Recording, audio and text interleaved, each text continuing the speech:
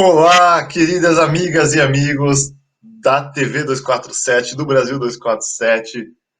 É um prazer estar com vocês novamente no nono programa Arte e Resistência.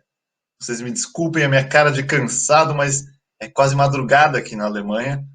Mas a gravação continua, o programa não pode parar, porque este programa é um grande sucesso, é um programa maravilhoso que eu tenho o prazer de conversar com os maiores artistas de diversas artes do Brasil sobre o poder infinito que a arte possui em transformar o ser humano e as sociedades. Como sempre, se você não viu os programas anteriores, não deixe de conferir na playlist do canal Arte e Resistência. Você acha aqui na TV 247. O primeiro programa eu conversei com Caco Ciocler, segundo com Sérgio Mamberti, Chico César, José Roberto Aguilar, Renato Aroeira, Tom Zé, Paulo Betti, Zé Cabaleiro, só grandes nomes de diversas áreas. E hoje eu vou conversar com uma pessoa também muito especial. Não deixem de acompanhar.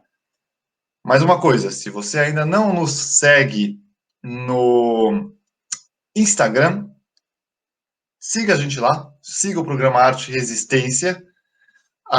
O endereço no Instagram está aqui embaixo na descrição do vídeo. E, logicamente, aproveite e espero que seja uma grande contribuição para a sua vida e para a resistência, mais esse programa Arte e Resistência. Vamos lá, mas antes de mais nada, como sempre, vinheta.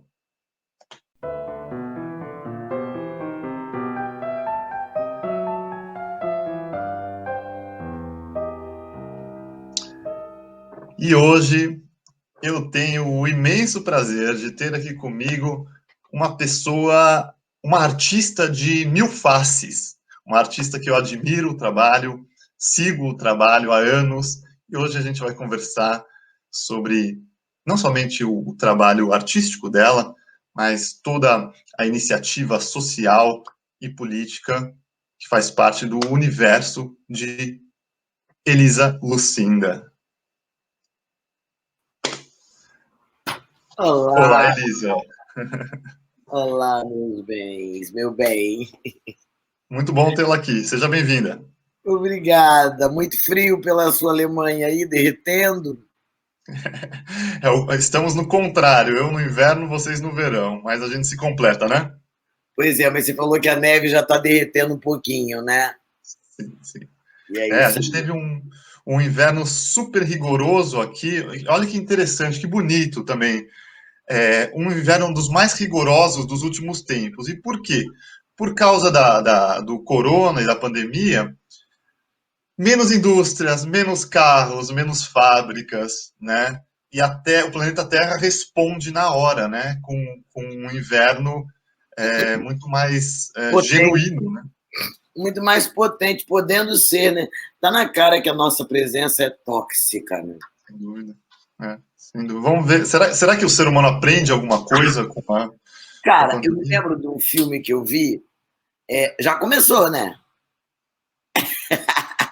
Não, eu me lembro de um filme que eu vi, filme B, eu gosto de filme ruim, sabe? Eu gosto de filme ruim quando não quero, quando não, também não se podia escolher tanto, mas eu me lembro de ver assim, aquele filme que eu não estou gostando, mas ele é tão ruim que ele chega a ser trash, sabe? Que chega a ser engraçado e tal. Sim.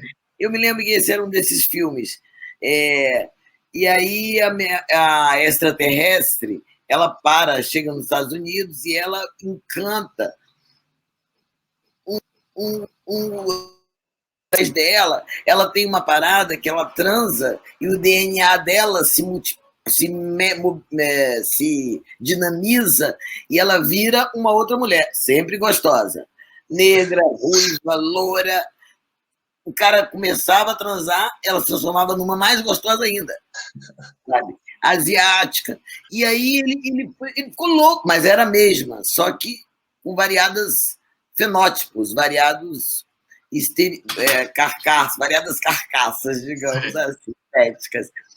Então era um sonho, né? Ele ficou louco. Aí o cara, que era o chefão, o grande investigador da CIA vai procurá-la, porque é uma questão de aquelas coisas de segurança de Estado, ela é uma invasora, não sei o que lá. E aí ela tá aí, tem a cena final, ele se apaixona por ela, ele quer ir embora com ela.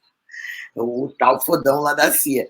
Aí tem aquela nave, uma nave bem parecendo que é da Xuxa, sabe? Aquela cenário. Eu me lembro disso. E ela assim, toda gostosona na porta da nave, e ele chorando, me leva com você pro seu planeta. Aí ele fala, ela fala, você tá louco. Se eu aparecer lá em casa com um terráqueo, meu pai me mata. E eu adorei ter visto esse filme. Eu contei tudo isso para dizer que eu acho que os terráqueos são assim, tipo assim, são os negões, no sentido do preconceito que se tem, né, contra o coisa. Mas eu prefiro me dizer melhor, são os vilões. Né? Tô falando que eu acho que a gente nosso comportamento é tão ruim, tão predador, nosso caminho está muito torto. Sem dúvida. Eu estava esses dias mesmo observando isso. Eu estava agora, como eu te falei, o inverno passou um pouquinho e está começando a brotar os primeiros brotos de primavera, o que é lindo, né? E o meu cachorro estava brincando lá fora na natureza. E eu pensei, isso é a perfeição mesmo, né? O ser humano é o que desconstrói essa perfeição, né? Através da sua ação. Agora, não precisava ser assim, né? O ser humano, ele tem o potencial da benevolência também. Da criatividade, que não precisa ser predatória, sabe? Enfim, eu acho que a gente está num caminho muito, a humanidade muito equivocada, assim, a questão do dinheiro também ter ocupado um lugar, um pilar, né, de orientação de vida como um Deus, né? Então, é assim, se mede felicidade pelo dinheiro, muito doido. Muito doido. Os ricos são modelo de felicidade, umas vidas caidíssimas, umas vidas horrorosas, umas vidas que só dormem à base de muita medicação e só despertam à base de outra dose de medicação. Sabe, no entanto, são referência de felicidade, é muito torto isso. É uma verdadeira inversão de valores, né? E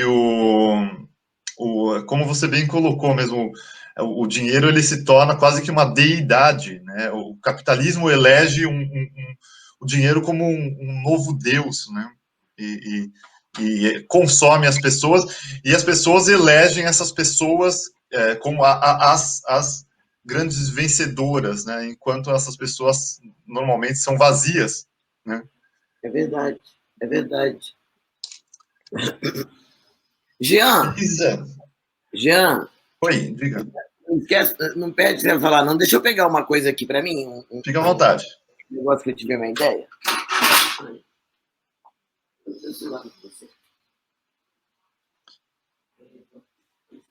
Enquanto eu não vou nem editar isso, pessoal do 247, porque tá bonito aqui.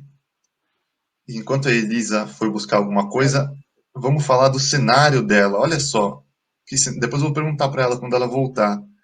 Tem um piano, tem os músicos de jazz, tem uma namoradeira na janela. Olha que bonito. E outros quadros que eu não consigo ver depois. Daqui a pouco ela volta e eu nem vou quebrar a espontaneidade do nosso programa, certo?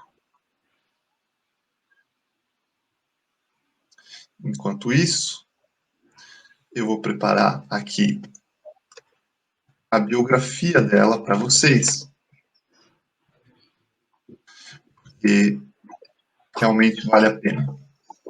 Oi, só Oi. eu sabia onde estava. Pode falar, fui pegar um negócio ali.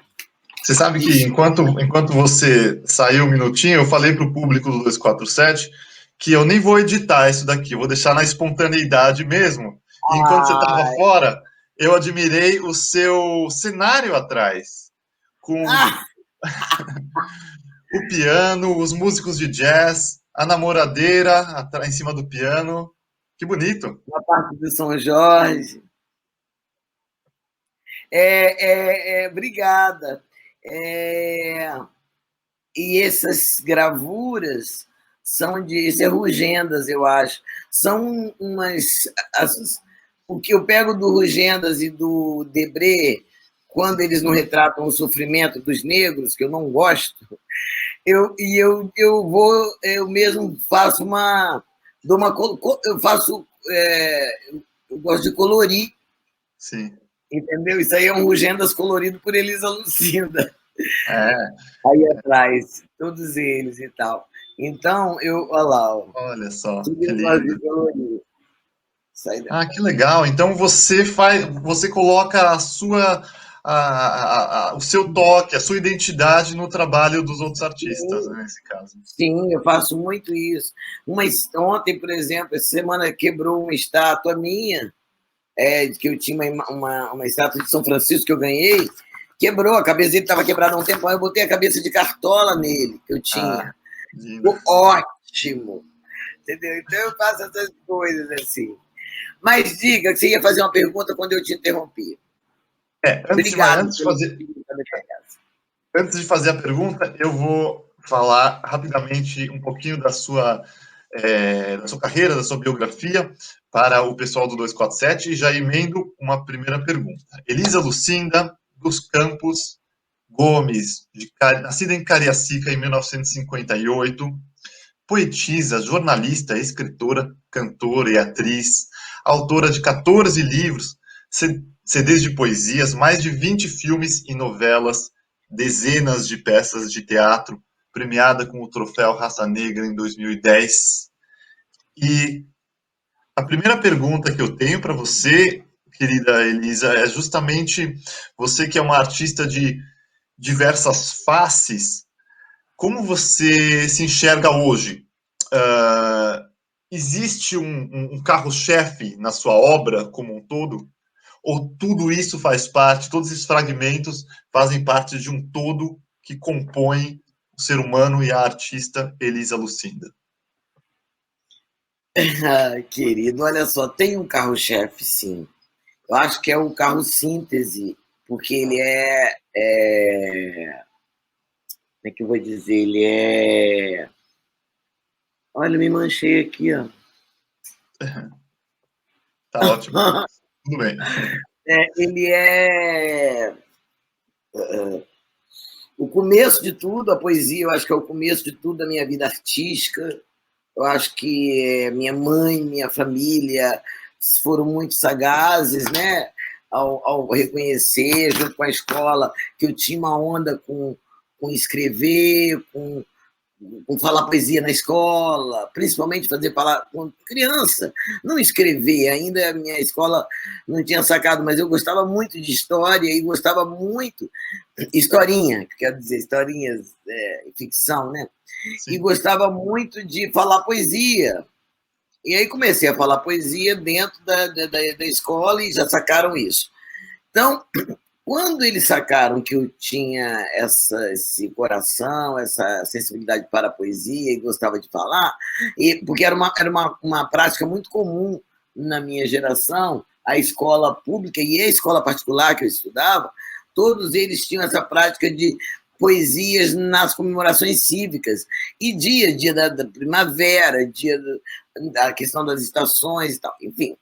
Então, eu sempre me candidatava. Minha mãe, então, viu, quando eu tinha 11 anos, ela viu um anúncio assim de aula particular de declamação com a Maria Filina, lá no Espírito Santo, eu sou capixaba, e eu comecei a estudar poesia falada e nunca mais parei. E tudo que eu construí de lá para cá, para mim tem como pistolão a poesia. Como guia, como farol, como estrela guia. Não há nada que eu faça que não tenha poesia no meio. Não há um romance que eu escreva, uma prosa, uma crônica. A poesia ela está presente no meu jeito de olhar a vida mesmo, porque entrou na minha vida muito estruturalmente, quando eu fiquei de 11 a 17 anos no colo dela. Então, de 11 a 17 anos, eu conheci o mundo através dos poetas. Portugal, através de Fernando Pessoa, França, através de Baudelaire, porque ela, essa minha professora, ela achou, sei lá, me escolheu para ser o alter ego dela, e ela me fez uma experiência comigo, que eu era muito novinha para ter tanta informação daquilo que ela tinha, os modernistas do mundo, né? Da Europa e do Brasil. Então eu tive esse acesso. Isso mudou toda a minha visão, mudou assim, me deu essa visão da vida, que eu acho que o testemunho que os poetas fazem da vida talvez seja o arsenal mais, um dos arsenais mais surtidos e mais democráticos da existência humana, porque você pega tem poeta preto, branco, gay, sapata, trans, sei lá, cadeirante, albino, suicida. E todas as religiões também, né? Então, os poetas vão lá e escrevem suas visões. E a humanidade vai falar: olha, esse cara aqui sou eu. Esse verso aqui é meu, botar na minha agenda, botar na tela do meu computador. É. Um verso de, sei lá, do Shakespeare, dos anos 600. Então, eu acho assim, para mim, na minha vida, tem essa estrela guia, que é a poesia, que está em tudo que eu faço, e que me deu tudo. Até, inclusive, os convites que eu tive depois, né, quando eu cheguei no Rio de Janeiro, aos 28 anos, já formado em jornalismo e tal, quando eu vim para cá, os convites que eu recebi para fazer novela e fazer tudo, veio das pessoas terem visto eu falar poesia nos meus pocket shows por aí. Eu quero fazer umas correçõezinhas pequenas, porque essas Wikipedias e essas fontes nem sempre estão atualizadas. Claro. São 18 livros publicados e tem 2 no forno. Que, então, assim, o livro da Edith, que é o Pensamento da Edith, que eu publiquei pela Malê há 2 anos e que está saindo agora do forno. O segundo vai ser uma série, né? E não sei quantos volumes, mas vai ser uma série, já está saindo o segundo. E tem também o Diário do Vento, que vai sair agora. Talvez seja o primeiro livro da minha editora, com Casa Poema, como editora. Então, assim, fazendo essa correção, e tem mais uma outra coisa que eu não me lembro o que é que você falou. Tem um troféu bem recente, que eu ganhei ano passado o prêmio especial do júri de Gramado. Acho que é uma coisa que eu tenho que atualizar lá na minha biografia. Claro. Então é isso, mas eu não sei se eu te respondi, mas eu acho que a poesia, ela que mexe o caldeirão. O segredo da receita é dela. Claro, eu não gosto de fazer. Respondeu sim, a palavra é como você colocou bonitamente a sua estrela guia, né? E aí, a partir desse amor à palavra, logicamente, todas as suas outras artes se irmanam a isso, né?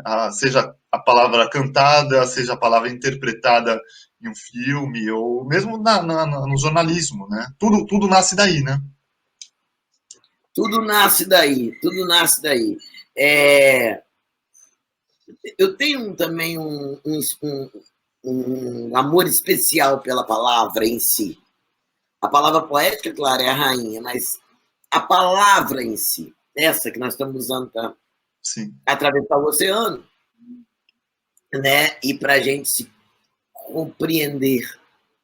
Né? Eu gosto muito dessa comunicação compreensiva. Eu tenho um grande amigo, que é o Diogo Rodrigues, e ele fala, é um pensador ele, e ele falou, há uns 3 anos ele falou para mim, tem a comunicação violenta e a comunicação compreensiva, sabe? Sim.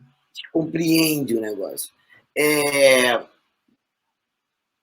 Eu me lembro até agora, me lembrei de uma cena. Uma vez eu tive uma vizinha que ela estava sempre triste, sempre brigando com a família dela, que morava no mesmo prédio, sempre uma guerra entre eles. E ela gostava de mim. E toda vez que eu encontrava ela, ela reclamava do irmão, mas falava tão mal. E aquilo era pesado, sabe? E aí ela sempre falava comigo: ainda bem que você é uma pessoa ótima, porque não sei quem. E descascava. Aí um dia eu olhei para ela e falei assim: por que é assim? Desde quando que é assim? O que aconteceu com vocês, com os irmãozinhos? O que aconteceu? E ela começou a chorar. Você está entendendo? Em vez de eu falar, não me fala essas coisas, não, que eu não tenho nada com isso, eu fui por outro lugar. É. Ela falou, primeiro ela falou, deixa isso quieto. Eu falei, eu deixaria, mas você está me envolvendo. Sim. Toda vez que eu te encontro, você me envolve nesse assunto, eu quero saber como eu posso ajudar. Entendi aí, isso ela não tinha pensado. Então, eu acho que a palavra tem essa função para mim, sabe? De produzir a paz, acordos, combinações dentro do convívio, né? E eu acho que tudo isso foi porque eu acreditei com a palavra poética numa narrativa que constrói mundos. Constrói mundos. A palavra é de um poder incrível, né? Você fala e a imaginação imediatamente se materializa aquele sentido, né? Então, eu acho que é um grande artifício do ser humano, assim, e na poesia, a todo momento, né, tem essa, como é que eu vou dizer, esse lugar onde o reino é da palavra. Você anda, vai no céu, lá com Manel Bandeira, caminha pelo céu, um céu que ele inventou, mas tem materialidade por cada palavra, que é abstrata, hein? Mas de todas as abstrações, não existe nada com mais materialidade para mim, das abstrações, das coisas abstratas, não existe nada mais material para mim. A palavra ela fere, faz tudo que as ações fazem, entende? Ela mata, ela beija. Belíssima reflexão. E eu me identifico muito com a sua reflexão, porque eu sou músico, né? Aqui na Alemanha, minha área é da composição musical, da música erudita e tudo mais, a música nova. E as pessoas me perguntam, às vezes, qual é o instrumento preferido que eu prefiro compor, para qual instrumento? E eu falo, bom, meu instrumento preferido é o instrumento mais perfeito que já foi inventado, que é a voz humana, é o canto.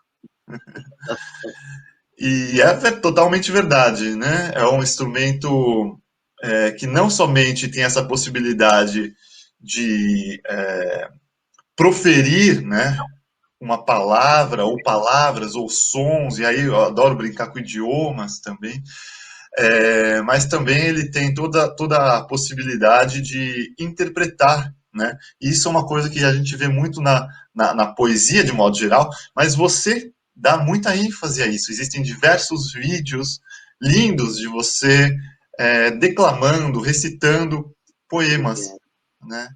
É uma arte que se une à outra, não é mesmo? Porque a gente tem a poesia em si é uma arte e o declamar é uma arte sobre a arte. É por aí? É uma outra arte, mas eu não chamo de declamar, eu não gosto dessa palavra, Tá. embora eu seja a palavra, a princípio, a palavra certa, mas eu não gosto porque eu acho que é uma palavra que remete a um modo antigo de fazer, de dizer versos, um modo chato, formal, com ênfase na forma e não sabe? Não no que eu quero dizer. Então, a minha escola de poesia falada, inclusive a gente recomeça as aulas em março, na segunda semana de março,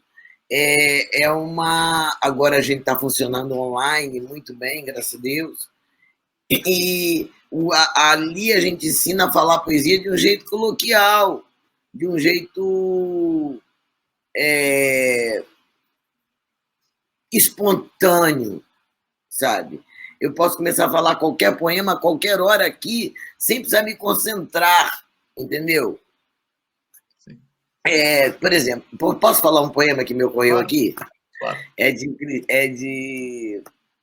Acho que é um exemplo, que na hora que eu estava falando de abstratos e a materialidade, eu me lembrei dele. É da Cecília Meirelles, que é uma pessoa branca, mas é uma pessoa maravilhosa. Eu estou gostando tanto de fazer essa brincadeira. Depois a gente vai falar sobre isso, tá? Boa. Com todo respeito a você, viu? Mas então a poesia assim, Alta Noite, chama Canção da Noite Alta. Alta noite, alta noite, muros altos, praia rasa, lua quieta, andar, andar. Aqui um poeta não necessita de casa. Andar, apaga-se a última porta, o resto é o chão do abandono. O poeta na noite morta nem necessita de sono. Andar, perder-se no próprio caminho andado. Esqueci, peraí, esqueci a poesia, não vai dar. Peraí. Aí, depois... De novo, tá lindo. Peraí, era lindo, peraí. Peraí, vou repetir. Alta noite, lembrei, lua quieta. Falei tudo errado. Alta noite, lua quieta, muros frios, praia rasa. Andar, andar, que um poeta não necessita de casa. Apaga-se a última porta, o resto é o chão do abandono. Um poeta na noite morta nem necessita de sono. Andar, perder o próprio passo, na noite também perdida, que um poeta, à mercê do espaço, não necessita de vida. Andar, andar, enquanto permite Deus que seja a noite andada, porque um poeta indiferente anda por andar somente, não necessita de nada. Lindo. Lindo, eu entendi exatamente o que você colocou. Você desconstrói o declamar romântico, né? E é uma coisa assim. Que nem gosto do nome, eu sei, é romântico porque é de uma época, mas aí acaba com o nome romântico, que é tão bonito, eu acho, sabe? Sim, eu sou uma romântica, todos somos. Que existe essa ambiguidade desse termo, né? Desse termo, mas eu entendo, acho que é mais uma coisa mesmo. Meio impostada, sabe? Eu prefiro o adjetivo do impostado para dizer isso, né? Que tem um rebuscamento que o romantismo tinha mesmo, um rebuscamento na forma e quase esvazia o sentido, né? Na minha escola eu ensino exatamente isso. Por exemplo, o Mário Quintana é um poeta que é de uma simplicidade, né? Que é o grande lance, ele, Manuel de Barros. Se você sofistica, você mina a poesia, sofistica entre aspas, né? Se você enfeita, perfuma a flor, você polui aquilo. Perfeito, adorei. Bom, a poesia é uma das minhas um dos meus grandes amores, né? Então, já que você você falou. Isso, esse poema, falei, você falou espontaneamente um poema, eu vou falar um também espontaneamente aqui, tá bom?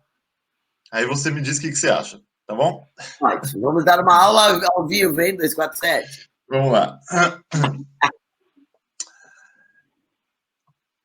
Espero que eu não erre, vamos ver se eu consigo. Se errar, não é punido, não, na nossa escola. Tá ótimo. Quem passou pela vida em brancas nuvens, em plácido repouso adormeceu, quem nunca sentiu o frio da desgraça, quem passou pela vida e não sofreu, foi espectro de homem, não foi homem. Só passou pela vida, não viveu. Bom. Sabe quanto você tirou? Quanto? 9,5. Você sabe por quê? Agora eu vou dizer por que o meio ponto. Professora que Diga, você nem pediu, né? Eu que me dei esse cargo. diga, É o diga. seguinte, quer ver, quem passou pela vida em brancas nuvens e em palácio repouso adormeceu. Isso não, essa ideia não pode ser separada. Você fez assim, quem passou pela vida em brancas nuvens. Ah, E sim. deixou o palácio longe, tadinho. Tá. Só isso, porque a fluidez é fundamental. Mas fica muito bem a poesia, cai bem a poesia em você. É porque é intrínseco, né? Assim, é uma coisa realmente que sempre me acompanhou na vida. Mas você compreendeu isso que eu falei? É uma Compreendi. parada que é muito, muito comum. Inclusive. Não, inclusive você imagina, a maioria das pessoas, eu acho que se quando vão ler poesia, cometem isso 200 vezes mais. Tipo assim, fazem assim, o amor É, é um grande mistério. Aí eu falo, meu Deus, coitado, fizeram um abismo entre os sujeitos e o complemento. sim, sim, sim, sim. Para nada. Ai, gente, vira esse negócio um pouquinho para cá também, tô morrendo de calor. Acho que tem que pegar o outro para todo mundo ficar abastecido. Tô falando aqui do Muito, ventilador, porque aqui é sim. casa de ventilador. Você com o ventilador e eu com o aquecedor aqui do lado. Mas é isso, a gente se completa.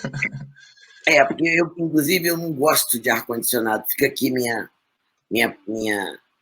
Eu adoro aquecedor, mas eu não gosto de ar-condicionado, sabe? Me faz mal a minha garganta. Eu acho sempre que a água que ele está usando para viver, o ar-condicionado, é minha. Sim, sim. Mas roubou minha água, me ressecou. Então eu gosto muito de ventilador porque parece com vento, né? É um vento, né? Que É, te sopra. sim. Mas vamos, meu amor. Sigamos aqui a nossa conversa gostosa.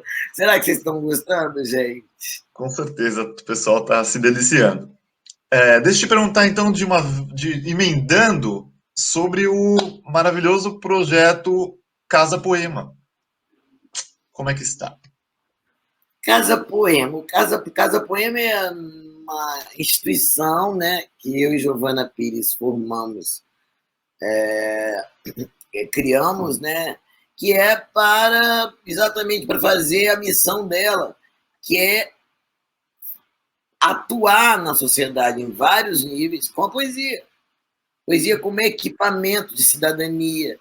Então a nossa instituição tem parcerias assim com, agora não mais, né, nesse momento não, mas com a Fundação FOR, agora com a Organização Internacional do Trabalho, com o Ministério Público do Trabalho, com a Unicef, que são corporações, não, são grandes instituições, digamos, eu prefiro falar assim, com esse viés do terceiro setor, sabe? Que estão de olho nas condições de dignidade do ser humano. E eu acredito que a poesia tenha esse poder na formação do ser humano. Jamais deveria ter saído da escola, porque ela é multidisciplinar, né? Você pode usar a poesia para ensinar matemática. Né? E é, ela tem os tais valores, os famosos valores, que todo mundo, cadê os valores? Estão na poesia. São os valores de empatia, de coletividade, de altruísmo. Isso tudo é matéria da poesia. Raramente não tem. Olha, eu nunca vi em minha vida de poesia, eu nunca vi um poeta conclamar a matança das crianças, conclamar a todos a matarem as crianças, a ferir inocentes. Eu só vejo poetas chamando justiça, entende? Então, isso em milhões de línguas. Isso é uma coisa muito interessante. O Drummond fala que a gente tem o coração traz o coração do mundo no nosso peito, né? Então, eu acho que a Casa Poema foi uma. A gente já dava aula, eu dava cursos e tal pelo Brasil inteiro. Quando a gente viu assim a quantidade de transformação causada na vida de tanta gente por causa da poesia, sabe? Ela traz uma espécie de esclarecimento. Eu acho que o convívio com o poema, Jean, faz não vai aqui nenhuma exibicionismo meu, não, mas eu acho que dá um estofo filosófico nessa filosofia, esse varejo da filosofia, esse diário da filosofia da vida, sabe? A vida cotidiana de quem tem pelo menos as coisas dignas, básicas, solucionadas, é cheia de poesia, do cheiro de café de manhã, do abraço, do olhar, sabe, do cachorro e a primavera, sabe? É isso, a natureza das coisas. Não tem nada a ver com iate. É de outro lugar que eu estou falando, sabe? Então, eu acho que então a nossa história, a Casa Poema, nasceu assim, e aí nós tínhamos uma sede, essa sede, com um boom imobiliário, não pôde se sustentar, porque era uma coisa que a gente.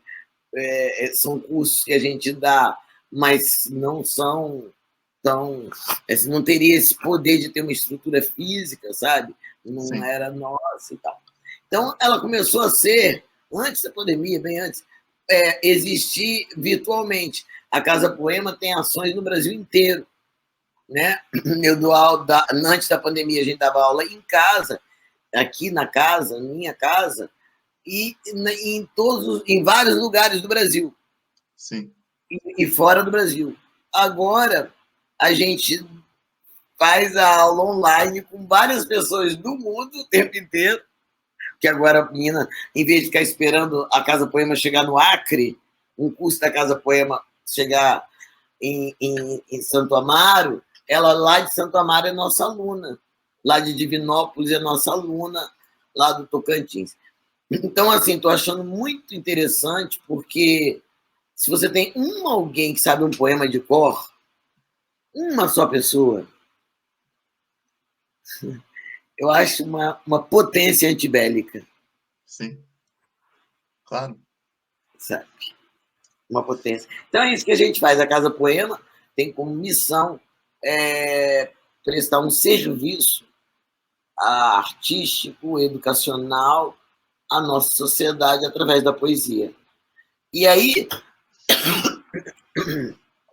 a gente assina vários projetos, dramaturgias. Agora a gente está com um trabalho lindo que é A Vida de Solano Trindade, que eu e Giovana Pires escrevemos e realizamos, com o ator Valperré fazendo o Solano Trindade.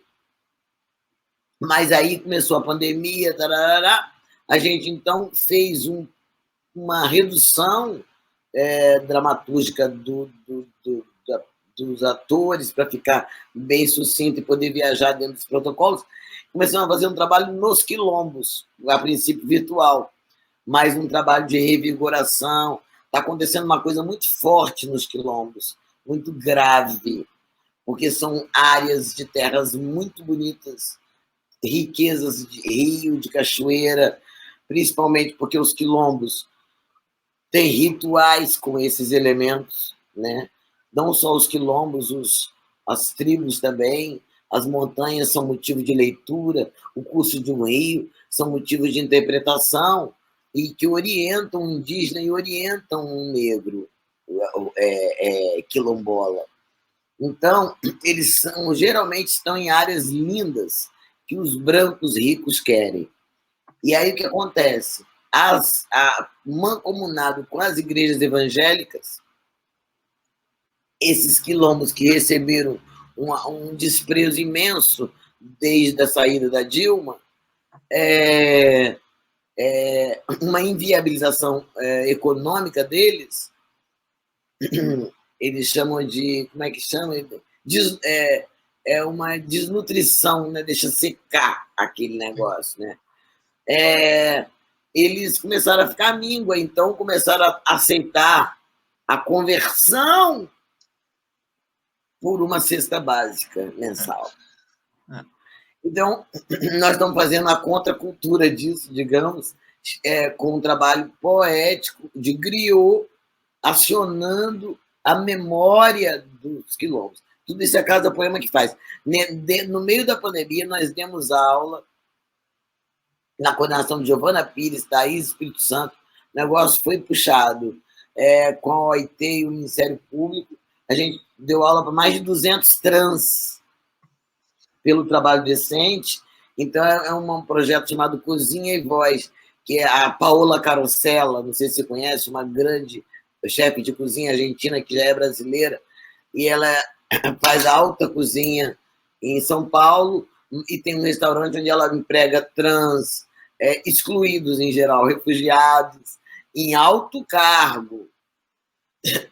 É a gerente, a recepcionista, a diretora de comunicação dela. Então, nós criamos um projeto que ela dá aula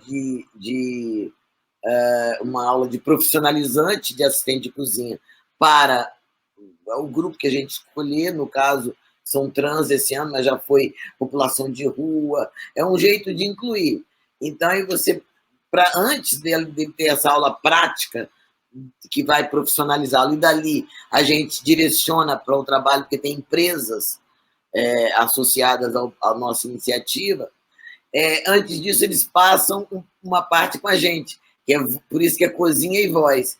A parte da voz, que é o que a gente, o trabalho, o estudo da OIT concluiu, que muitas vezes, vou falar o nosso público, o menino, a população de rua, o trans, o travesti, o menino que está cumprindo medida na socioeducação, eles ficam, você sai da prisão lá, socioeducativa, faz um curso de computação, chega na rua, na empresa, ele é reprovado na entrevista de emprego, porque quem não sabe falar não levanta a cabeça.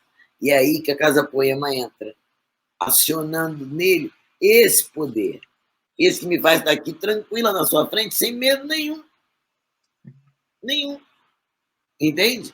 Porque eu sei me traduzir através da palavra, com ela eu exijo meus direitos, entendeu? Com ela eu me posiciono, é outra coisa, é outro um cidadão equipado de palavra é um cidadão. Fora isso, é como se faltasse um dente. Sim. Maravilhoso. Realmente a segurança da palavra que possibilita uma retórica que molda todo o caráter da pessoa, né? E a partir daí, é como você falou, ela se coloca como cidadão, como ser humano, como pessoa, e se traduz da maneira que ela pode e deve, né? Esse programa Arte e Resistência, a sua fala traduz exatamente isso que eu tinha em mente quando começamos esse programa, que já recebemos diversos artistas maravilhosos aqui, de todas as áreas, e é isso mesmo, como a arte pode e deve ser uma ferramenta para transformarmos o ser humano, transformarmos as sociedades, né, para algo melhor e que seja uma reação a esse destrutivo materialismo que impera nas sociedades de modo geral, né? Eu acho a arte, cara, a mais poderosa de todas as educações. Porque onde é que eu aprendi? Por exemplo, onde eu aprendi a palavra São Salvador? Na escola. Bahia, capital São Salvador. Mas o Recôncavo Baiano, o Subaé, o Ilê, o Garcia, enfim, eu aprendi com a música. Entende? Eu nunca fui à Itália, mas o que eu sei da sociedade italiana foi o cinema de Fellini que me deu. Sim. Entende? Então, é muito doido isso. a quantidade de informação que a gente tem, que foi a arte que deu. Quem é que ia saber sobre o Saci? Ou qualquer outra coisa que mora no imaginário, Don Quixote. A gente acha que Don Quixote é gente. A gente fala que a gente trata Don Quixote como uma pessoa. Educou gerações. Então, eu acho assim, esse poder da arte, eu acho fascinante. Por isso que Arte e Resistência é um nome perfeito mesmo para o programa, porque eu acho que é o que a gente faz. Por exemplo, você vê agora mesmo na pandemia, cara, que coisa, que teorema. Porque, olha só, nós somos os primeiros, né, que nós vivemos de aglomeração, né, a coisa melhor que você sabe que você vai dar o seu show e sabe que está lotado, todo mundo foi lá ouvir sua arte, ver sua arte, que além de ser um jeito lindo de se ganhar a vida, né, o pão feito de uma coisa que a gente faz com amor, o pão que vem de uma coisa que a gente faz com amor, eu acho que uma coisa que o ser humano quer é ser compreendido. Eu acho que o artista tem essa sensação quando alguém recebe a sua música, você parece que se sente compreendido, sabe? Então, e a gente, isso virou um modo de existir, com aplauso, com o aplauso é uma comunhão de pensamento, é como quem diz, é isso mesmo, sabe? Eu também penso assim, você não está só. E a gente ficou subitamente sem esse combustível, né? Aí, curiosamente, nós ficamos sem esse combustível, mas imediatamente, olha que loucura, a gente se retirou. Eu tinha na hora que deu isso, o ano passado, em março, quando começou a pandemia, eu tinha 3, de quinta a domingo, quarta a domingo, tudo vendido no Teatro São Pedro, no Rio Grande do Sul, uma apresentação do espetáculo Parem de Falar Mal da Rotina, que meu espetáculo, que já tem, esse ano, faz 19 anos de estrada. Sim. Então, quando eu vi aquilo, falei, e agora? Como é que vai ser? Eu não sabia como é que viria meu pão, né? Até a gente conseguir se adaptar. Mas eu quero dizer que, curiosamente, sem a arte foi a primeira a dançar no mundo inteiro, mas sem ela, não sobreviveríamos. Sim, claro. Então, teve balé nos edifícios, teve música, teve nós agarrados nas TVs a cabos, nas TVs a cabo, teve... nunca se leu tanto. E teve música, teve dança, senão a gente morria. Claro. A televisão, você pode até criticar os programas, mas é arte aquilo. Tem projeto gráfico, tem música, é arte.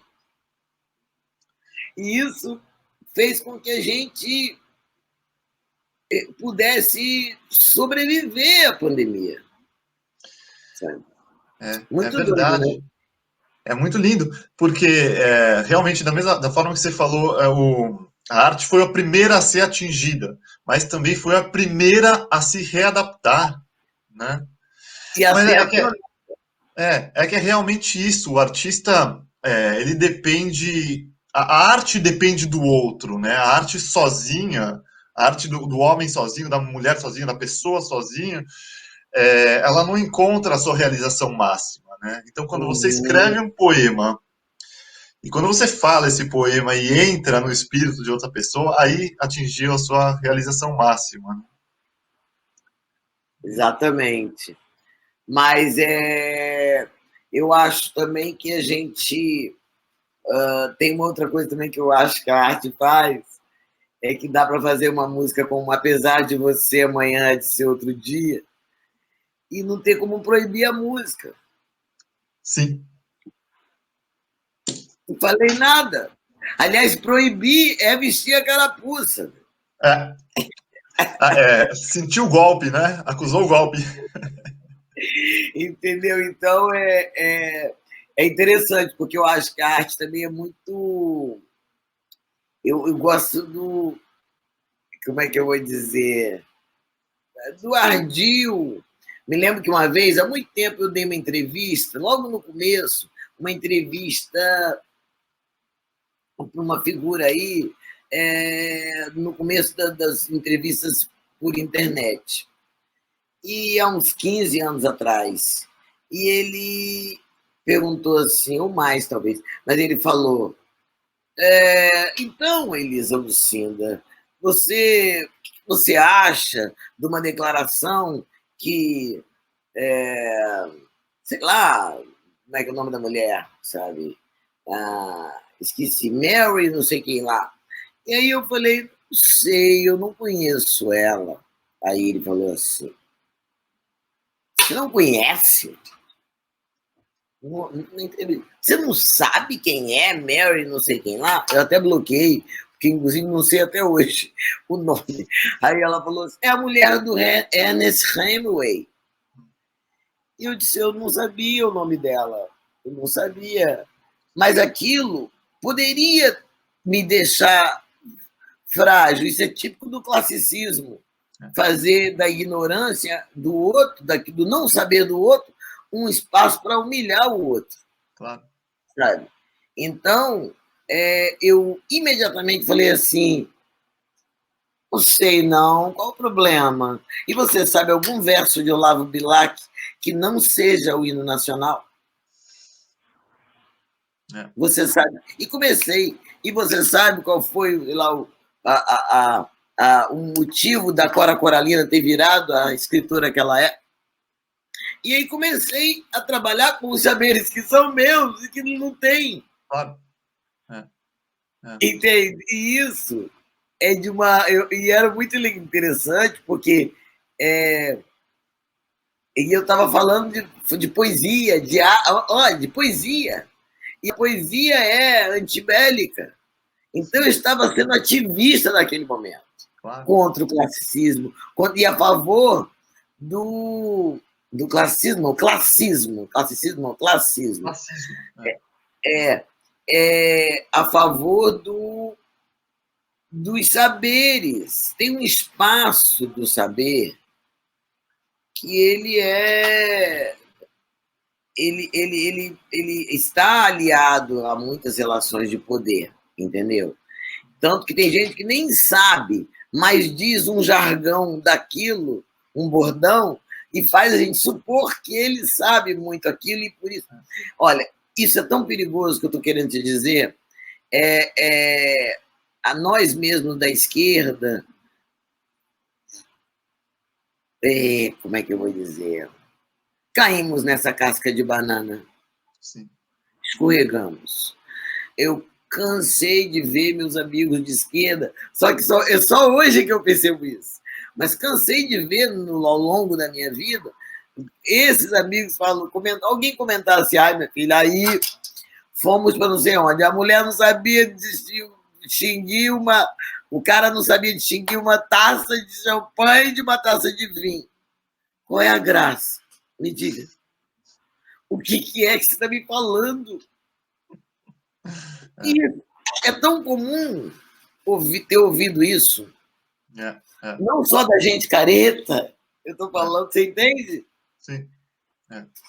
E que, ou seja, a gente não percebeu o quanto a gente se rende a um modo escrotíssimo de pensar, né? Então, eu acho que a poesia, para mim, circula, a poesia, a música, circula nessa. Ela vai onde ninguém vai, ninguém não pode passar ali um ativista, um cara de esquerda, não pode, não sei, ou alguém que é revolucionário, mas a música dele pode. A música dele pode e ela tem esse potencial de resistência, assim. Eu gosto muito da força que a arte tem. Uma força, uma capacidade de se mimetizar, uma capacidade de onírica de existir dentro da vida das pessoas inigualável, sabe? A arte reúne um saber legítimo, né? Um saber de fato humanista, que não é esse saber superficial do classismo, como você me colocou. Uhum. E ela reúne isso mesmo. E eu acho que em um papo sobre arte pode se conhecer realmente as pessoas, né? Pode, pode. Agora, deixa eu te dizer uma coisa. Vamos colocar um contraponto aqui, baseado numa história que você passou, uma história da sua vida, que é a questão quando as negatividades fazem uso da arte para as suas Aos seus maldades, sórdidos fins, as maldades. né? Isso aconteceu muito, né? Olha, um exemplo clássico que eu sempre falo aqui. Beethoven, morto e enterrado há muito tempo, que escrevia sobre liberdade, sobre os ideais iluministas e tudo mais, era usado por Hitler, né? E então a arte ela está sujeita às vezes ao mau uso daqueles que de maneira mal intencionada o fazem. E no seu caso ocorreu aquele episódio absurdo, né? Do, Por parte da equipe do Bolsonaro, é, de usar. usar o seu poema aqui no julgamento do Lula e tudo mais. Inclusive, o Lula chegou a tuitar, vou até ler o tweet aqui. A grande poetisa Elisa Lucinda, citada pelo procurador Maurício Gerum no TRF4, rejeita o uso do seu poema no julgamento do Lula. Diz que Gerum não entendeu nada de sua poesia, que Lula foi o melhor presidente do Brasil e que é inocente. Obrigado, Elisa. Tuitado pelo próprio Lula. Foi mesmo, foi mesmo. Foi lindo ele ter retweetado. Eu fiquei me sentindo muito vulnerável no sentido intelectual de dar esse tipo de roubo, né? De utilização. Né? Mas, olha que situação difícil, porque assim, tem um viés, se pode, que é o seguinte. Uma vez eu escrevi um poema de amor, que falava de uma relação que eu sabia que ia acabar. E que eu estava fazendo esse poema para um dia ele ser memória, ausência, obsessão. Eu terminava assim. Minha grande amiga Zezé Polessa, na época, tinha esse livro meu que eu tinha publicado esse poema. Ela não sabia muito sobre a história, não sabia nada. Aí ela era casada e estava fazendo aniversário de casamento e me encontrou nessa tarde e falou: Olha a lembrancinha que eu estou fazendo para o meu aniversário de casamento, que eu vou fazer uma festinha lá em casa hoje, um jantar. Aí era esse poema, esse verso.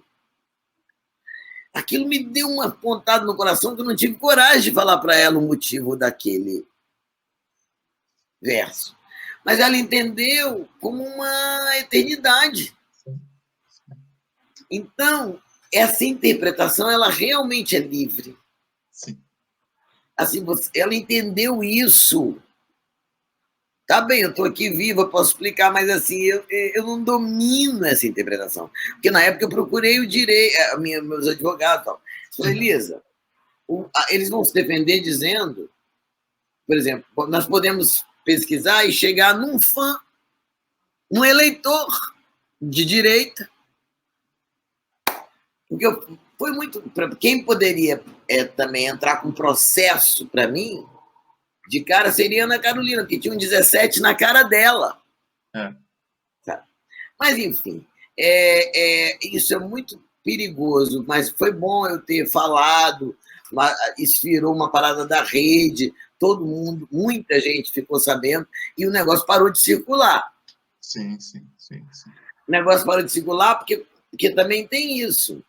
Sem o meu aval, não, eu não tenho poder assim, mas eu digo, pela minha obra eu tenho. Então, sem o meu aval, ele murchou, perdeu a força, porque aquilo foi bom para confundir. E meus fãs, por exemplo, pensavam, pô, se a Elisa está apoiando esse aqui é o perigo, Sim. sabe?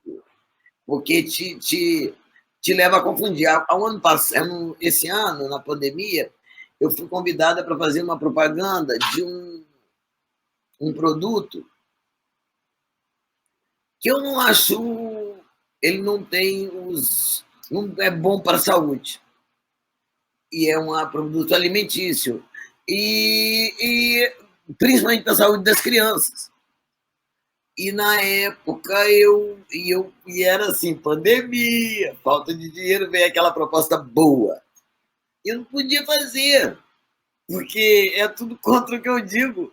Sim, sim. Não, eu vou fazer uma confusão na cabeça de quem me lê e quem me escuta. Então eu não quis. Aí uma amiga minha disse assim, Elisa, se você fizesse essa propaganda, eu ia achar que o produto melhorou. Que eu ia achar que agora tem vitamina ali dentro. Olha como é que é doido isso, é semiologia, isso é muito sério. Então, estou falando tudo isso para dizer assim, que esse produto da arte que circula, não foi só comigo que fizeram isso, não. Fizeram isso com obras de Marcos Valle, Ivan Lins. Várias pessoas foram não cooptadas, mas como é que fala? Foram, sei lá, fagocitadas para serem usadas maquiavelicamente, né? É porque tem essa questão de que a arte, depois que ela sai do artista criador, né, depois que o artista criador pare ela, né, ela é do mundo, né? E aí ela se desenvolve, ela é uma criança do mundo. Agora, se existe essa possibilidade de você realizar uma interferência, como você fez, né? Então a coisa muda de figura. O problema é justamente quando a pessoa já não está mais encarnada nesse planeta, nesse plano e tudo mais. E aí realmente essa confusão, mas essa confusão justamente faz parte do plano dessas pessoas, né? Porque eles jogam com a desinformação como uma das maiores armas deles, né? Sim, o antipetismo, por exemplo, virou uma coisa absolutamente irracional. Então, a brincadeira era a todo custo destruir o antipetismo, assim como a ditadura inventou que havia um perigo do Brasil virar comunista. Claro. Todo mundo caiu dentro daquela luta contra o inimigo que não existia. A classe média comprou aquela loucura. Né? Então, isso é sério, mas tem um negócio muito interessante. Não sei quem é o autor, mas na minha geração, uma das músicas que a gente cantava, que o MPB4 gravou, era assim: você corta um verso, eu escrevo outro, você me prende vivo. E aí é isso, eu acho que eles cortam um verso, a gente escreve outro, sabe? A gente. Eu não sei, eu acredito muito numa. Como disse hoje ontem um amigo meu, Cláudio Jorge, numa live que eu fiz chamada Quarta Preta, que é um programa que eu tenho de 15 em 15 dias na internet, só entrevisto gente preta. E aí, o Cláudio Jorge, o ganhador do Grammy, um grande músico, falou para mim assim, ele acredita muito na gravação do remédio. Isso é um termo da homeopatia. Você vai para o homeopata e diz, doutor, eu estou com febre. E aí ele te dá tais remédios. E aí chega em casa, a febre aumenta depois que ela baixa. Aí, doutor, ficando mais febre ainda. Ele fala, calma, é a agravação do remédio. O remédio ele se potencializa como se ele mexesse ali naquela sua guerra e armasse tudo mais forte para desmontar, entre aspas, isso. Então, eu acho que está acontecendo isso com o Brasil. É porque a gente está tendo um desmonte real, mas há coisas irreversíveis, como, por exemplo, a entrada de excluídos, em especial negros, nas universidades. A Marielle é fruto disso. Só que mataram Marielle, mas Marielle não era a única. Assim como quebraram uma placa, mas não se pode quebrar todas as placas, nem matar todas as Marielles. Entende? Então, Para mim, eu tenho uma fé, uma aposta nisso que a gente não está vendo, que está acontecendo agora. Os filhos dos movimentos negros, os que nem tiveram que lutar para não alisar o cabelo, nem já nasceram adorando seus blacks.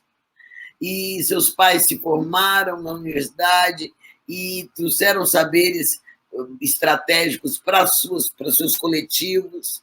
Então, tem um monte de.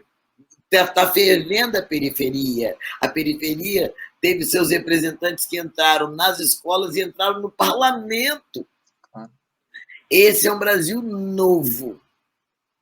Eu acredito que se a gente faz agora um encontro na esquerda, se relaciona com essa força, a gente reverte 22.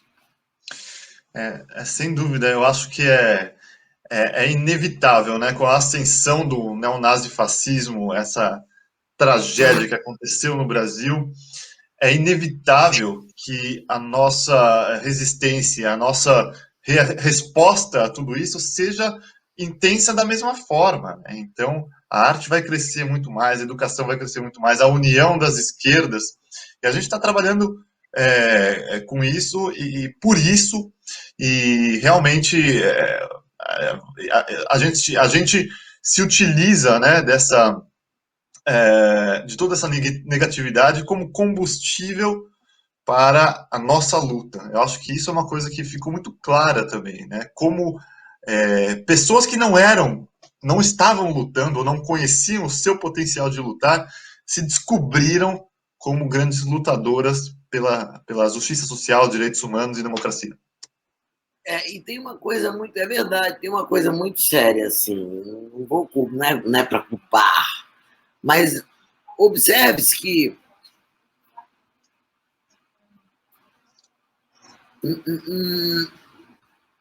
a nossa esquerda, o que a gente chamou de esquerda, ficou sempre capitaneada de uma maneira muito forte por brancos intelectuais, entende? E isso, para mim, é a grande novidade da esquerda de agora. A novidade, primeiro, de se reconhecer num espelho burguês.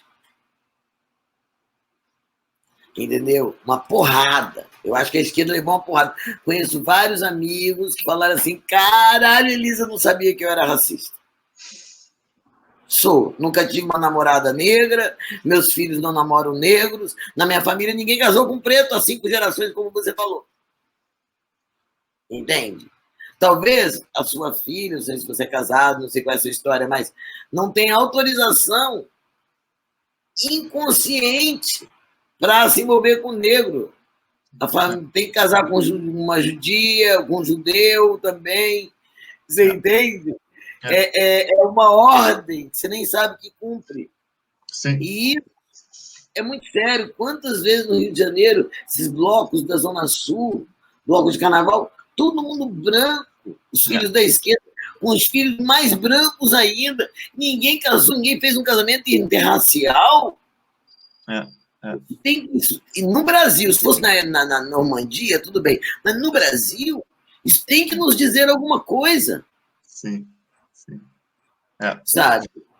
Então, eu acho que quem lutou contra a democracia até aqui, sem fazer um recorte racial, fez uma luta fajuta, se desculpe. Concordo. Claro. Entendeu? Essa que foi. Se você era comunista e homofóbico, meu amor, coitado do seu. Se você é socialista e homofóbico, coitado do seu socialismo. Claro. Tá mal dos pernas. Entendeu? E eu acho que, para mim, a grande surpresa da esquerda brasileira foi essa. Entendeu? Eu me lembro que o Juliano Medeiros, presidente do PSOL, a gente teve uma conversa, e ele perguntou o que eu achava. Eu falei: eu acho muito branco, pessoal. Eu acho muito branco.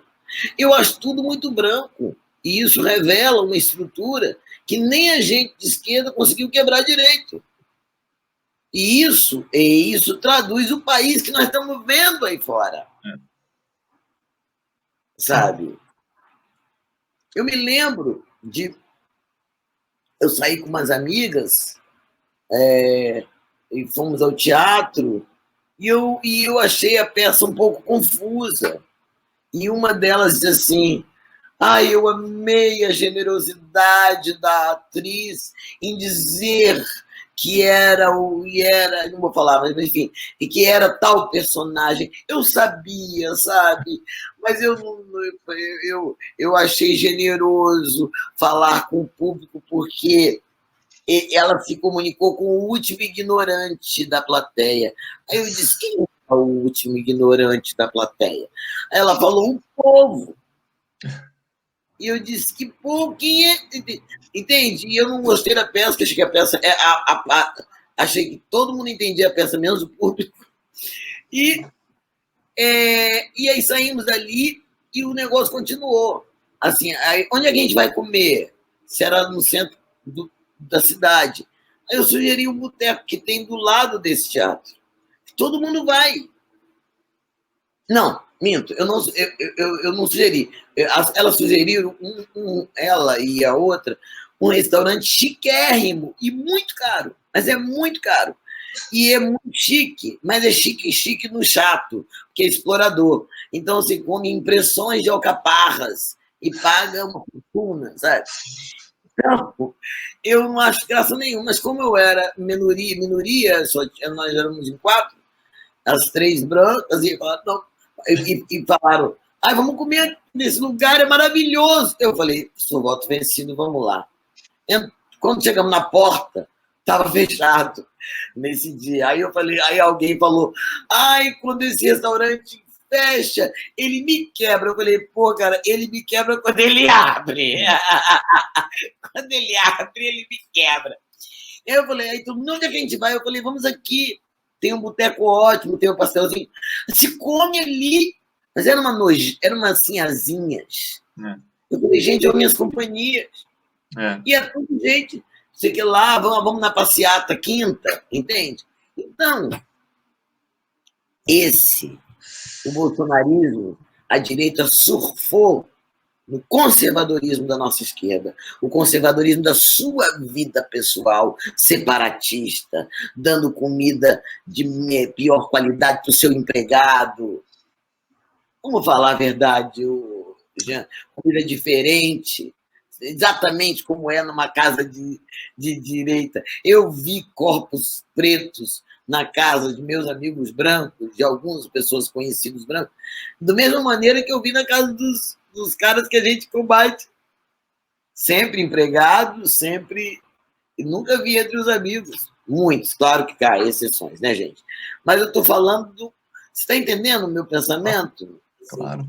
Sabe? Então, para mim, esse sacode que a gente levou, sabe?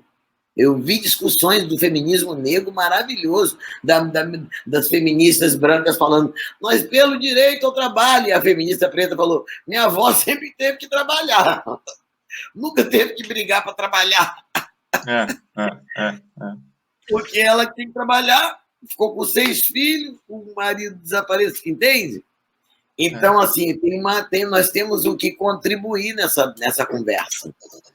Uma conversa que sem a base, sem as mulheres, e sem o povo preto, e sem o que a gente chama de pobres, não vai acontecer nada.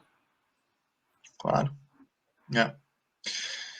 Eu tô de pleno e integral acordo com tudo que você falou, e realmente só. E digo mais, não é somente uma característica do Brasil isso, né? Essa necessidade da consciência universal sobre todas as etnias, as religiões, a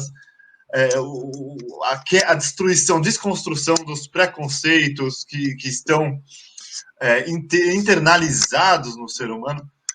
Tudo isso é uma coisa são coisas que a esquerda como um todo precisa trabalhar, né? No mundo inteiro. Logicamente, as circunstâncias são diferentes aqui na Alemanha, Mas a crise da esquerda aqui, por exemplo, né, estava conversando recentemente sobre isso, né? Nosso partido de esquerda social-democrata aqui também é essa falta de consciência, de conexão com o outro, né? Com aquele que não é o alemão branco e tudo mais. E por aí vai. Você sabe que uma das questões que eu sou muito ativista, né, desde que eu nasci, é a questão de Israel e Palestina. E eu sempre coloco que é completamente impossível discutirmos essa discussão, adentrarmos essa discussão se a gente não tiver um olhar universal para todos os que habitam, né, o Oriente Médio, homens, mulheres, judeus, muçulmanos, palestinos, judeus, árabes, israelenses e tudo mais. Ou a gente coloca todo mundo junto, né, e traz essa consciência dessa necessidade, ou a luta é sempre fajuta, o esquerdista fajuto, como você mesma colocou. Sim, sim. Muito interessante. O que eu acho nesse assunto dos palestinos, muçulmanos, eu tenho um olhar muito de empatia mesmo.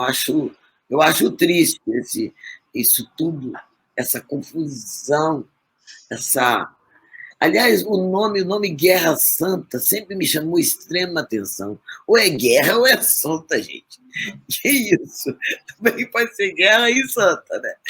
Então, mais uma coisa que me chama muita atenção nessa, eu não sou imagina, não tenho conhecimento profundo, né, dessas culturas para poder dizer. Para dar uma opinião mais abrangente, mais satisfatória. Mas o que eu acho, o meu olhar é o seguinte: mais um ajuste no mundo. Alguma coisa aconteceu, mesmo a despeito de toda essa incompreensão, essa bagunça que a gente faz, bota tudo no mesmo. Todo mundo é terrorista, todo mundo é uma loucura, né? No mesmo caldeirão. Me chama muita atenção. Eu acho que se cuidou de dar ao Holocausto o seu lugar de tragédia, que é real, o Holocausto judeu, que durou 6 anos, né? Eu comparo, não se trata aqui de qual é a tragédia pior, mas comparo os 400 anos de escravidão no Brasil, escravização no Brasil, e não tem o mesmo impacto emocional no mundo. O mundo todo chora com o Diário de Anne Frank. O Diário de Anne Frank, todo mundo chora. Mas o tráfico humano, feito por quase 4 séculos, não tem, para mim, não tem. É um holocausto imenso e não tem o trato de holocausto. Sim, claro. Né? Então, a gente tem tanto ajuste para fazer nessas narrativas do mundo. Eu moro aqui, eu quero dizer que, mesmo assim, os judeus, em grande parte deles, ainda estão em condição melhor do que nós. Por quê? Eu moro aqui em Copacabana. Antes da pandemia, tem um condomínio aqui no Assis Brasil, aqui perto, que tinha uma linda, acho que era um bar mitzvah, era uma festa na rua, no condomínio. Todo mundo com seu kippá, e todo mundo no prédio achando lindo. Fosse uma festa de Herê, uma festa de Exu, uma festa de Oxum, sei lá de que fosse, iam jogar talvez pedra. Nós não temos direito a fazer uma festa pública de candomblé. E isso pode medir o tamanho do nosso problema, sabe? O tamanho do nosso problema. Porque sabe o que eu acho que aconteceu com o Brasil, especialmente? Você falou que é um problema do mundo, mas o Brasil desenvolveu uma doença autoimune. Então, como ele não se conhece no preto, e é o povo preto que está na rua, isso não é ele. Isso não sou eu. Como eu não me reconheço entende? Na natureza, eu queimo. Eu posso queimar a floresta, eu nem moro lá. Olha que doideira. Eu não sou a floresta, só que eu sou a floresta. Quando eu queimo a floresta, eu também diminuo minha chance de viver. Não só a minha, mas do mundo todo. Então, mas o ser humano não tem essa leitura. O brasileiro, então, é triste. Vou sujar, essa praia não é minha mesmo, nem sei se eu vou voltar aqui. Só que a praia é dele. Ele é parente da praia. Essa questão é muito complexa, essa questão da memória, né, que você colocou, de como é trabalhado, como são trabalhados alguns genocídios e outros completamente esquecidos, né? Você falou dos 400 anos de escravidão, e a gente pode falar por muito tempo aqui outros genocídios também, né? O próprio genocídio indígena, que os historiadores não conseguem... os historiadores não conseguem contar quantos indígenas foram assassinados. Há versões que falam de 100 milhões, né, na América Latina e do Sul, sobretudo. Ou então, mesmo a consciência sobre... Bom, o Brasil tem um problema de consciência de modo geral, né? E a gente sabe que essa questão da consciência trouxe como fruto o que a gente está vivendo agora. Grande parte disso é a questão da ditadura também, né? Outro genocídio ali. Sim, exatamente. Então, essa questão de... eu acho que, assim, o Holocausto, ele é judaico, né? Ele é muito lembrado e ele deve continuar a ser sempre lembrado em todos os lugares do mundo. Pelo amor de Deus, não, jamais quero que seja esquecido. Só quero dizer que... Todos os outros devem também, claro, estou de pleno acordo, inclusive... eu me lembro, se a gente vê na nossa educação falha do Brasil, eu sou educadora há tantos anos, né, trabalhei com todas as idades, é impressionante como a educação é falha no Brasil, a gente praticamente não teve nada sobre a questão da escravidão, genocídio indígena, então, nem mencionado, e ditadura também não. Não existiu, né? Jean, deixa eu te falar, eu tenho outra live às 6 horas. Então, só para dizer que eu não estou free como eu adoraria, sabe? No nosso programa. Mas, como a gente tem aí mais de 1 hora, sim, eu quero... Já estamos, são 5h30, não? Isso, Vamos, então, concluindo o nosso papo, tá? É que o papo tá bom, né? Delicioso, muito sincero você, nós aqui, sem desarmados, é tão bom, né? Porque também ainda tem isso, né? Parece que a antítese virou a vilã, né? Se eu disser que você não pensa como você, eu virei sua inimiga, é uma viagem. O que aconteceu com a antítese, gente? Qual o problema da antítese? Eu acho que nós dois estamos muito seguros de nossos posicionamentos, então nós nos sentimos muito bem um com o outro, né? Pois é, mas eu estou dizendo como é que isso tem sido um motivo de cancelamento, separações, né? Verdade. Muito doido. Querida Elisa, vamos então para o bloco final, que é aquele bloco em que eu leio um poema ou um texto e a convidada também lê. Eu espero que você tenha escolhido, entre o poema que você escolheu, um poema seu. Tá bom. Ok. Quem fala primeiro, eu ou você? Eu vou falar primeiro, então. A gente tem feito assim, tá bom? Tá bom. E olha só. Este é o nosso 9º programa. E todos os primeiros programas, eu tenho falado poemas de mulheres, de poetisas, tá? E dessa vez eu escolhi não é um poema, é um trecho de um livro da Lígia Fagundes Telles. E eu acho que é muito bonito e muito atual também. Lembrando que a Lígia Fagundes Telles, nascida em 1923, tem 97 anos e no mês de abril agora vai completar 98. Que linda. Que maravilha, né? Então, um beijo para ela e vamos lá. É um trecho do livro A Disciplina do Amor, de Lígia Fagundes Telles. Na vocação para a vida está incluído o amor. Inútil disfarçar. Amamos a vida. e lutamos por ela dentro e fora de nós mesmos. Principalmente fora, que é preciso um peito de ferro para enfrentar essa luta na qual entra não só fervor, mas uma certa dose de cólera. Fervor e cólera. Não cortaremos os pulsos, ao contrário, costuraremos com linha dupla todas as feridas abertas. E tem muita ferida, porque as pessoas estão bravas demais, até as mulheres, umas santas, lembra?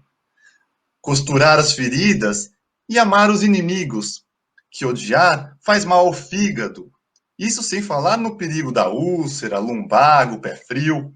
Amar no geral e no particular, e quem sabe nos lances desse xadrez chinês imprevisível. Ousar o risco. Sem chorar, aprendi bem cedo os versos exemplares. Não chores que a vida é luta renhida. Lutar com aquela expressão de criança que vai caçar borboleta. Ah, como brilham os olhos de curiosidade. Sei que as borboletas andam raras, mas se sairmos de casa certos de que vamos encontrar alguma. O importante é a intensidade do empenho nessa busca e em outras. Falhando, não culpar Deus. Oh, porque ele me abandonou. Nós é que o abandonamos quando ficamos mornos. Quando a vocação para a vida começa a empalidecer, e também nós, os delicados, os esvaídos. Aceitar o desafio da arte, da loucura, romper com a falsa harmonia, com o falso equilíbrio, e assim, depois da morte, ainda intensos, seremos um fantasminha claro de amor. Ah, que lindo! Lindíssimo, né? Que linda escolha, não conhecia. Muito lindo. Acho a Lígia, poxa, essas mulheres, né, pioneiras, porque a mulher custou muito a escrever, né, a sua própria história. Quem escreveu nossa história primeiro foram os homens. Sim. Aí vem os romances super machistas, né, a gente numa incrível, até as mulheres, né, e a Lígia é uma mulher muito moderna, avançou muito ela o tear literário feminino. Eu quero ler um poema que eu fiz em maio do ano passado. Chama Quarentena de Longa-Metragem. Nestes tempos, ando atordoada, penso quilômetros, ando repetindo escadas e redescobrindo percursos da casa, pés descalços, tapetes, e eu pensando no chão, desencalços. Temo me perder de vez no mar do cotidiano, temo, nas turvas e cristalinas águas, temo me perder. As turvas e cristalinas águas onde nado em círculos, sem imediata solução, em busca do assoalho da razão. Quanto estímulo espalhado no porão, tudo me chama, tudo quer um pouco de mim, aquela roupa para tingir de azul turquesa, que beleza, aquela toalha velhinha e boa, que vai ficar linda na magra mesa, aquele caderno de desenho, aquele lápis verde de cera, meus manuscritos guardados e perdidos dentro de cadernos, blocos e agendas com inéditos não relidos. Bailo entre tarefas enquanto me olha o verde do jardim que muda a qualidade de minha alma e de minha varanda. O galinho do raro e rosa brinco de princesa se abre amoroso, brotando todo para minha beira. Minha alma brilha acesa, manjericão, avencas, roseiras, alecrim, comigo ninguém pode, hortelã, saião e alfazema, a gratidão das plantas me desconcerta e me tenta. Vivo no transcetê das mudas, espalhando sementes onde terra houver. No mais, estou perdida. Não sei mais qual deve ser a próxima cena, o que elejo como primeira tarefa, e eu só me encontro no poema. É ele sempre a coisa mais firme, mais certa. Lá fora a pandemia nos isola, enquanto a solidariedade nos acena. Lá fora o presidente nada compreende e sua ignorância nos assola. seu egoísmo nos abandona, seu desprezo pelo brasileiro dá até pena. Máscaras, respiradores, falta de leitos, riscos, a ficcional realidade deste longa-metragem de necessária quarentena. A cozinha, o banheiro, o chuveiro, desenrola o dia na minha cara apenas com sua profusão de fumaças e cheiros, com sua confusão de cenas, vassouras, feijões e açucenas. Ah, não tem jeito, só melhoro no colo do poema, só sossego na arte do poema, só descanso na rede do poema, só combato na vida livre do poema, só piso firme no filme do poema, na vida do poema, na hora do poema. Elisa Lucinda, Lira de Maio 2020. Muito lindo. Que musicalidade que as suas palavras têm. É realmente conteúdo e musicalidade. Parabéns. Muito obrigada. Só sossego no poema. É. Eu quis falar ele porque eu acho que no pior cenário, nosso verso sobrevive, sabe? Tiram todos os seus instrumentos, sua caneta, e você faz de cabeça a sua música. É alimento pra gente, é alimento pra alma, né? Estamos aqui. Querida, olha, muitíssimo obrigado. Ah, antes que eu me esqueça, antes de terminar, eu preciso só mandar um beijo para um amigo querido que nós temos em comum, que é um dos grandes caras do Brasil. E quando eu falei que eu ia conversar com você hoje, ele falou: "Ah, eu amo ela", e só rasgou elogios para você. Sabe quem que é? Quem? O Jean Willis. Ah! É o amor do meu coração. Tá morando na Alemanha, né? Não, ele tá na Espanha agora, né? Ele tá na Espanha? É. Não, achei que ele estava. Teve Ele uma passou coisa. aqui, ele passou por Berlim, agora ele tá na Espanha. Ele está na Espanha. Ele está onde, hein? Está em Madrid ou está em Em Barcelona? Barcelona. Barcelona? Barcelona. Ótimo. É. Eu amo o João Willis de uma maneira tão irreversível. É meu parceiro de vida, cúmplice. Nós somos cúmplices, mais do que amigos e amores um do outro, nós somos cúmplices. Estamos no mesmo front. No mesmo barco, muito legal. Então, eu comentei com ele ontem, eu vou amanhã conversar com a Elisa Lucinda. Aí ele contou um pouco da história de vocês e tudo mais. Eu falei, eu vou te mandar um beijo então lá na nossa conversa. Meu sonho um dia é votar no João Willis como presidente do Brasil. Com certeza. É meu candidato para um outro nosso momento mais contemporâneo. É preciso que a gente chegue no nível de evolução que o Jean já está. É preciso. Precisamos de maturidade para ele ser nosso presidente. Nossa democracia é muito imatura para isso. É verdade. E ele também é um grande artista, né? Ele pinta e tudo mais. Ele escreve, pinta, e ele é ele mesmo. É lindo, inclusive, a pintura dele é linda. É. Que bom. Poxa, um beijo, 247, fazendo um trabalho. É um trabalho, nós não estamos. Nossa democracia está viva. Estamos aqui. Daniel Silveira recebeu uma resposta dos deputados, sabe? Eu não tinha certeza que isso ia acontecer, juro que eu não tinha. Sabe? E então, não, eu acho que as notícias não são só nefastas, não. Estamos vivos, somos resistência. Elisa, muito obrigado. Eu espero que você tenha gostado do nosso papo. Amei. Muito obrigada também a vocês. E olha, quem quiser se inscrever na Casa Poema para fazer curso, que a gente dá curso para todo tipo de pessoa que quiser fazer, no Brasil, no mundo, é só ir lá na Casa Poema Oficial, nosso Instagram, que tem as informações lá. Tá bom?